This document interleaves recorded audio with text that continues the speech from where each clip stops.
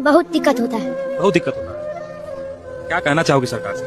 Building बना दे, तकलीफ होता है बहुत। पढ़ने में बारिश होता है तो इधर उधर भागना पड़ता है। धूप भी लगता है तो भागना पड़ता है इधर उधर। बहुत तकलीफ होता है नहीं? हाँ तो बारिश होती है तो क्या करती हो? घर चली जाती हो? पीछे हाँ। चली जाती हो? ലോകത്തിലെ തന്നെ 4th ലാർജസ്റ്റ് എക്കോണമി ആയ ഇന്ത്യയുടെ അവസ്ഥയാണിത്. അതായത് മഴ പെയ്താൽ ഒരു തുള്ളി വെള്ളം പോലും സ്കൂളിന് പുറത്തു പോകില്ല. മഴ പെയ്താൽ പിന്നെ വീട്ടിലേക്ക് തിരിച്ചു പോവുകയാണ് ചെയ്യുന്നത്. ഇതൊക്കെ അവിടുത്തെ സ്ഥിരം പ്രശ്നങ്ങളാണ്. പ്രോപ്പറായിട്ട് ടീച്ചേഴ്സ് വരുന്നില്ല, സ്കൂളിന് വൃത്തിയില്ല, ബാത്റൂം ഇല്ല. അങ്ങനെ ടീച്ചേഴ്സ് വന്നാൽ പോലും ആഴ്ചയിൽ ഒരിക്കലേക്കായിരിക്കും ഭക്ഷണം വെക്കുന്നത്. ഇതിൽ ആകർഷകമായിട്ട് വരുന്ന മറ്റൊരു കാര്യം എന്താണെന്ന് വെച്ചാൽ ഇതിന്റെ അടിയിൽ വരുന്ന കമന്റുകളാണ്. മകളെ നിന്നെ ദൈവം രക്ഷിക്കും, മകളെ നിനക്ക് വേണ്ടി ദൈവത്തോട് പ്രാർത്ഥിക്കാം. എടാ, ഈ ദൈവങ്ങളുടെ പേരും പറഞ്ഞാണ് നൂറ്റാണ്ടുകളായിട്ട് നമ്മുടെ ഗവൺമെന്റ് പോലും നമ്മളെ പറ്റിച്ചോണ്ടിരിക്കുന്നത്. നമുക്ക് വരുന്ന ബുദ്ധിമുട്ടുകൾ ദൈവങ്ങളോട് എന്ന് പറയാൻ വേണ്ടിയിട്ടാണ് ഇവിടെ അമ്പലങ്ങളും പള്ളികളും മോസ്കുകളും പണിത് വെച്ചേക്കണേ.